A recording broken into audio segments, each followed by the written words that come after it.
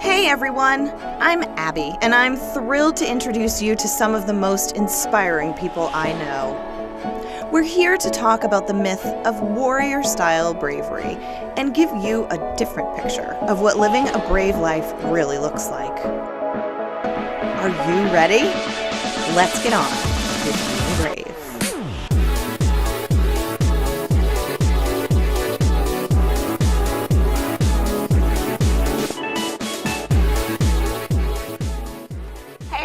I'm back again with another episode of Being Brave with Abbie McG. I want to say thank you to everyone who's been watching. It's been absolutely incredible to see the number of views that I'm getting on these videos, and I'm so proud to get the word out about these amazing people that I know and love. So thank you so much for watching again. Today I have with me a very interesting gentleman. I have Jared DeSimio, who is an artist and a maker here in Maine, but not the typical artist and maker that you might think about. Jared's thing is turning the old into the new and remaking the things that you might find, you know, in a vintage shop or in a little shop where you're peeking around and go, oh, well, it's just, you know, an old army bag. Jared looks at that as his materials. So thanks so much for being here today. Yeah, I'm excited to learn more about you and to hear more about your work. We have some of Jared's work here, and we'll be showcasing it a little bit throughout the show, so stay tuned for that. So, Jared, the big question we always begin with is I want to know a little bit about who you were as a kid. What kind of kid were you? Well, I think I was relatively quiet. Yeah. And kept to myself a lot. And I asked my mom kind of what I used to be like. And she said I would frequently just take, I had this box of Legos. It was like a sewing box, actually. It was a sewing box that I had filled with Legos, and I would just sit in my room for hours and just build things with them. But I don't think I was particularly intense. I was very just quiet and kind of thoughtful. Yeah, very thoughtful. I always kind of felt I was older, or I kind of exhibited kind of older things. My mom used to say, like, I think you're on your second or third life. Yeah. I know you've been through this before, so you were that kind of a kid too. Yeah, I considered things very deeply a lot, I think. Isn't that funny? Yeah. Huh. Yeah. So were you doing the outdoor thing, kind of running around with other kids, or were you more hanging out in your room doing those kind of creative tasks? I spend a lot of time outside. Yeah. I had friends nearby in my neighborhood that were in my age group that I could play outside with. So no, I wasn't holed up in my room by myself all the time. Good. Although, I mean, I am an introvert, and but I do crave being around people a lot. I think even introverts do. Yeah. We're all social people. Yeah. I used to be very terrified of being alone, and to the point where I wouldn't be productive at all when I was alone. And I've since kind of figured out how to get beyond that, and I can actually be a productive human when I'm by myself. Yeah. Now, how about high school years? What were you like during those years? Were you? I was the kid who floated amongst all the different groups. Yeah. I didn't stir things up. Yep. I was pretty well liked. Yeah.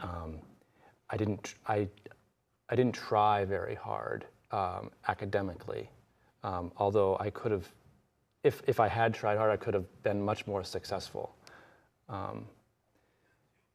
And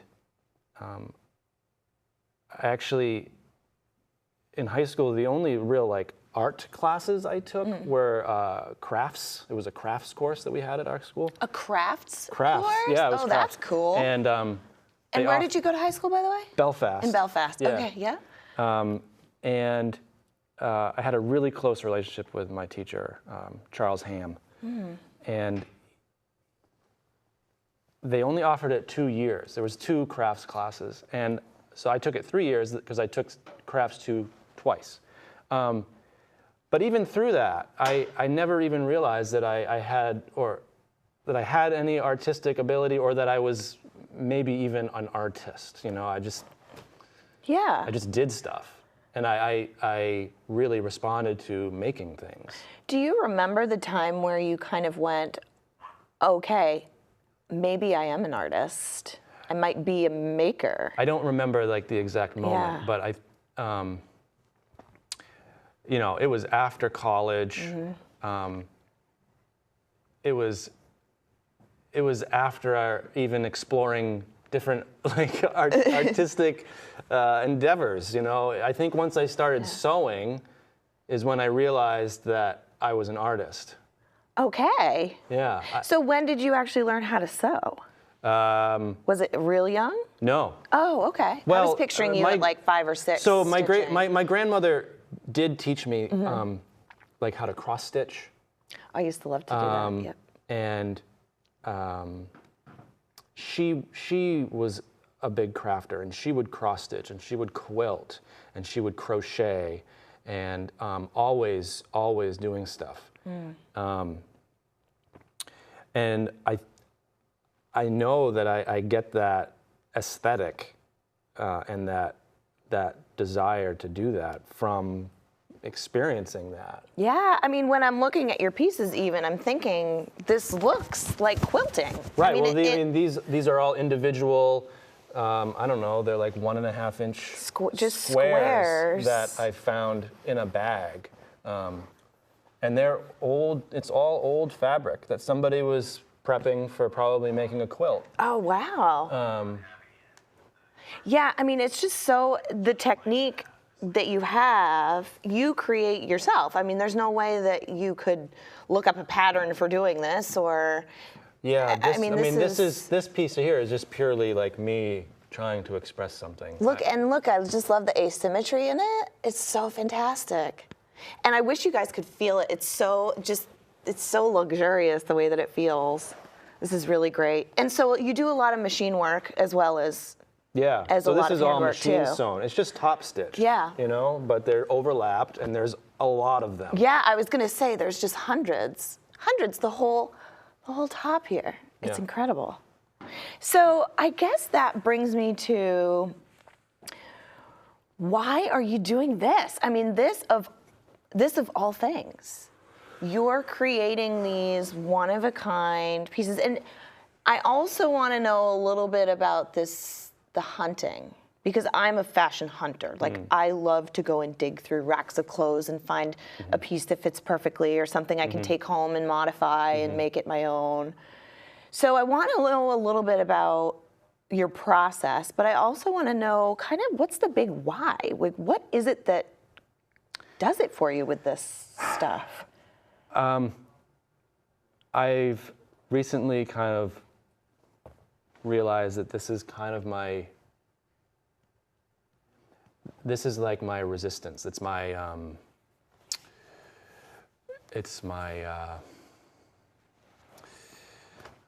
can't find the word. It's my politics. It's my way of pushing back. Okay. I think resistance is a great word for it then. Yeah, so it's your rebellion almost a little bit. And it's a part of kind of where I've kind of found where my bravery is. So for me, it's about being vulnerable. Okay, yeah.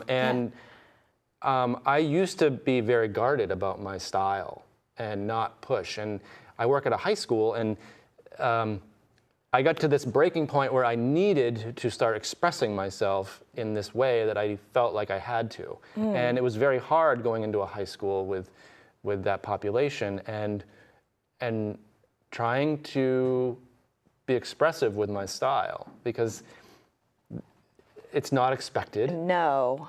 And it's generally kind of frowned upon.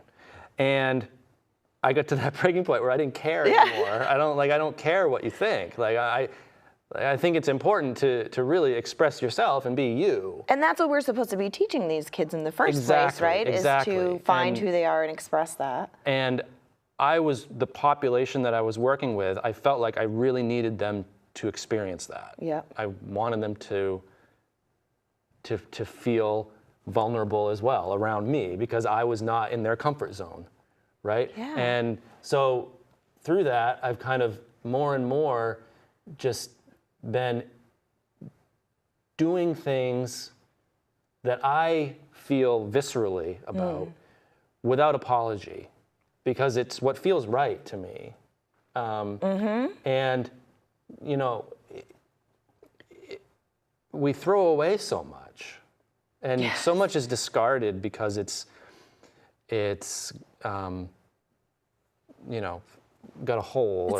It's imperfect. It's imperfect, right? Yeah. And what I want to communicate is that we should celebrate that and really wear it on ourselves and be vulnerable and be authentic about ourselves. I feel like we can get through so much more if we do that, right? And having it, you know, having a visual reminder of that can be really important and empowering.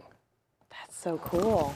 So this really is almost an empowerment project for you to really relax into who you are. I love the word visceral because that I feel art that way. I feel like you choose a medium because you feel that thing, that magical thing that happens.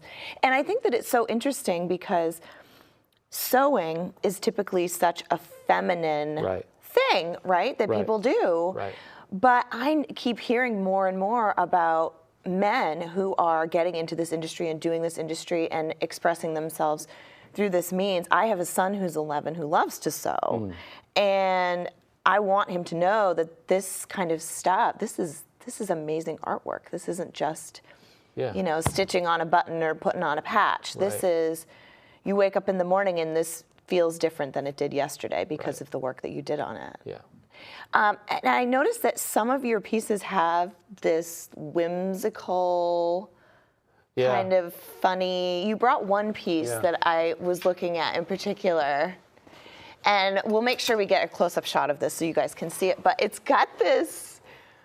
Where did you find this? It's like a doily with a deer. This is an old doily that's really brittle. Yeah, it's beautiful. And then this is an old deer patch that I put on top, and then some rickrack here. I put the rickrack underneath.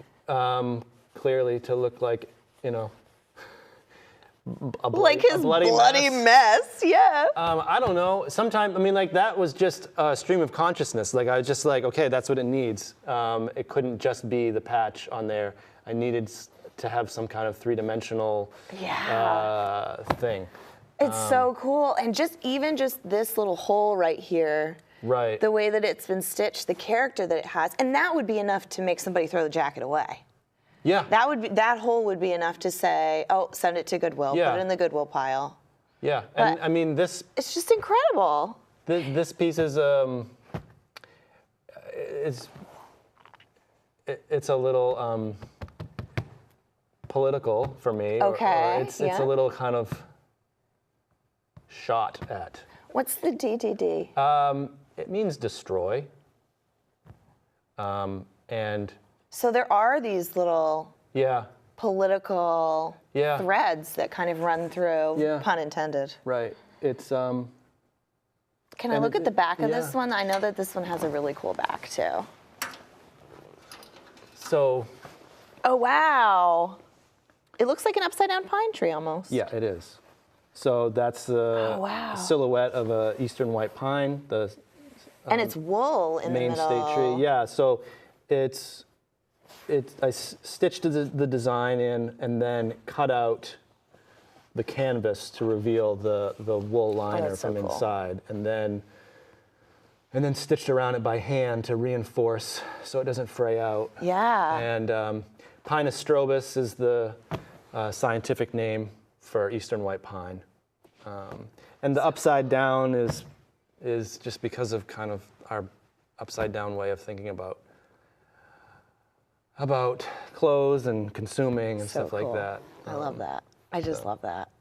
Oh, awesome. Yeah. So you are doing some really brave stuff. I mean, you mentioned that this really came from wanting to be more vulnerable, which I always feel like it takes a really brave person to say, I'm vulnerable, I'm here, I'm open, I'm ragtag, I'm exactly as I am. Do you consider yourself to be a brave person for the most part? I guess if we were using the definition that I gave, sure. I don't walk around thinking I'm brave, you know? I just think this is what I need to do to feel good, to feel right. And I want other people to feel empowered to do that as well. I don't need to be the one that mends your coat. I don't need to be the one that mends your shirt, you know? Yep. But you should feel empowered to do that if it feels right to you. And if you want to put a patch on your jacket that expresses an emotion or tells people how you politically feel about something. Or do whatever. Or whatever. Do whatever. This is just my medium. I mean, everyone has their own medium. Yeah. Of being vulnerable. And so you have a couple of girls, you have a couple daughters. Are you finding that they are allowing themselves to kind of be that way as little girls grow up? Sometimes it's hard to... I'm not yet. They're too young. Yeah. But I'm hoping that they will understand why I am the way I am and why I look the way I think they're going to think you're the coolest dad ever. Well, I mean, my daughter is already making me patches on. to put on this jacket, right? So she gets it to some degree. What a great way to connect with their dad. Right. Yeah. Right. That's great. So. All right, we're going to do a little lightning round now. You ready for this? Yeah. What's your biggest creative gift? My biggest creative gift is the ability to just jump into something and not care if I know anything about it or not. Do you find that as you get older, it gets easier to just jump in and let it go and say whatever? I mean, I always remember my mom saying, oh, once you hit 40, you won't care what everybody thinks about you. I'm at 35, so I'm still caring a little bit, but... I think it started a few years ago, so in my mid-30s. But I feel empowered to just jump into something. Like, when I taught myself how to sew, I was 28. Oh, okay. And I had never sewn before on a sewing machine, and I just dove right in. I mean, we have so many resources at our fingertips now to be able to learn. Yeah. And that's one of the things I try to teach kids at the school where I work is, if you don't know something, go find out. There's no excuse to not know how to do so. There's a YouTube channel for everything these days to learn how to sew or to, create art or draw or whatever it is. They say like, oh, I wish I could do that. Well, do it. Yeah, just do it. Do it. So what are you most passionate about right now in your life? I really am passionate about increasing the longevity of garments and adding an aesthetic to it that is, it's very clear. It's very in your face. This is a mended garment. There's no apology for that. Right. Yes. You can't apologize. You have to wear it as a badge. Yes. Really. That's really what I'm interested in right now, and sewing with my hands, and a needle and thread feels very important. Awesome. Right now. I love that.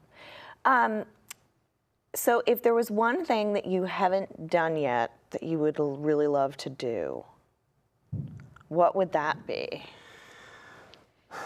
So the thing that I really want to do that I haven't done is I want to create a line of clothing that is, you know, it's small, limited, but it's very modern and very accessible, but completely informed by handicraft. And so, you know, very modern silhouettes, streetwear inspired, but with like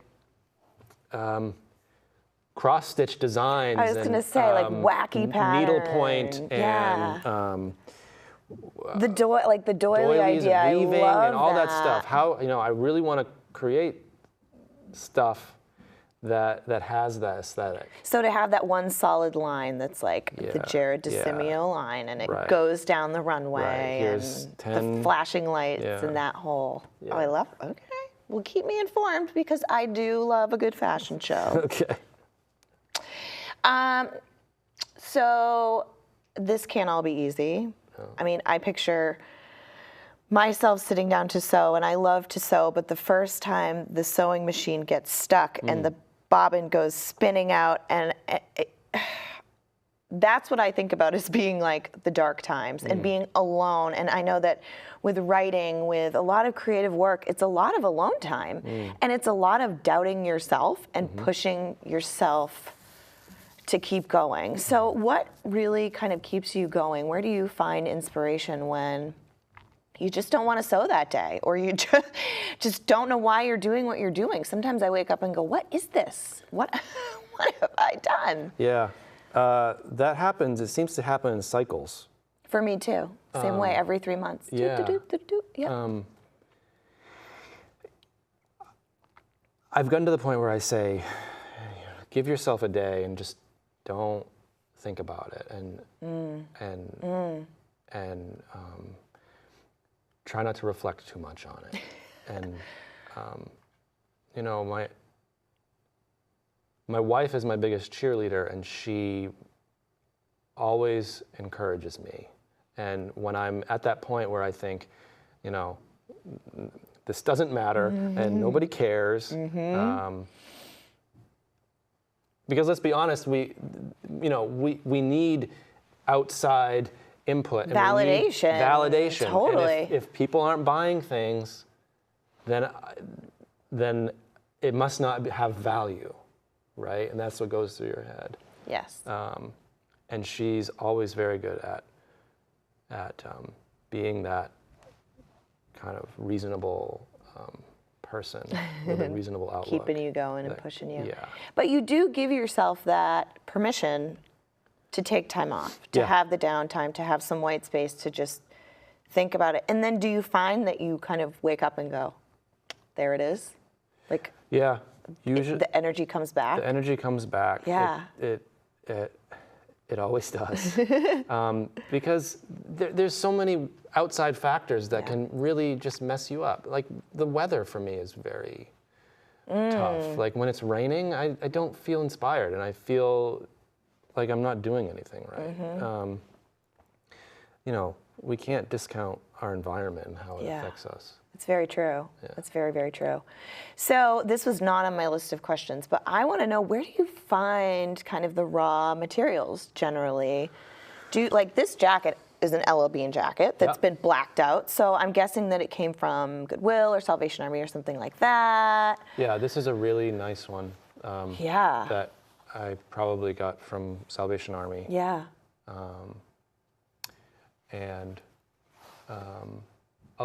You know, I live very close to a Salvation Army, so I frequent that place. And Goodwill not so much, because I'm looking for stuff that does exhibit wear and might have holes. Yeah, and they kind of sort out. Yeah, they do a really good job of sorting stuff. and keeping, you know, really clean, good stuff for the customers.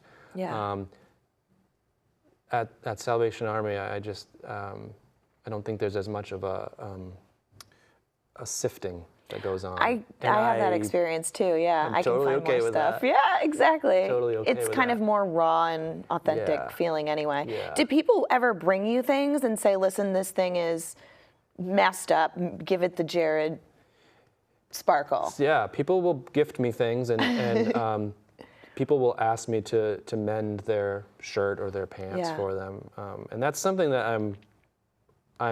I want to do more of now. I think right now I'm really interested in finding people who want my services to express themselves in this aesthetic. That's great. That's great. So, but I have people who pick for me. Oh, you do? So you have people that you kind of send out to, I want that job. I have friends who are you know, they have their own businesses of selling vintage, but they have, you know, a rack for Jared. The Jared pile. Right. Yeah. And it's really nice and it's really supportive, and I'm always very thankful. It does take a team to do something like this, and you can't be in every place all the time. Right. Oh, that's so fantastic. Yeah. So what is the best way, if people want to follow up with you, if they're like, that jacket, I want it, give it to me, what's the best way for people to kind of connect and communicate with you? My primary place to be seen is Instagram. It really works for me. Great. So I have an Etsy shop that I've set up. Oh, okay, great. And there's a link in my profile, my Instagram, but it's just my name. Easy enough. So I have some of this stuff on there and some other things as well. But yeah, the best place to find me is on Instagram. Yeah, and I wanted to say, you guys have got to find Jared on Instagram. I'll make sure that I put his handle in the description of this video, because what I love is that your Instagram feed actually kind of unfolds the story of the pieces as you're making them. Yeah. So, and it's a little bit of your life, it's a little bit of your wife, it's a little bit of who you are, the things that inspire you. Yeah. And despite kind of the political bent that you have, your Instagram feed is just so authentic and fresh and real, and it really shows me what inspires you, and it gives kind of a second, like a third dimension almost to the clothes when you can see it moving. And like this garment in particular, over time I've been watching it, you know, develop from just a few squares to being this entire piece. So thank you for sharing that with the world. I mean, I think Instagram is an amazing way to tell your story, and that's awesome. Yeah, thanks. I've been second guessing my Instagram feed lately. It's wonderful. Thanks. It's wonderful. Thanks.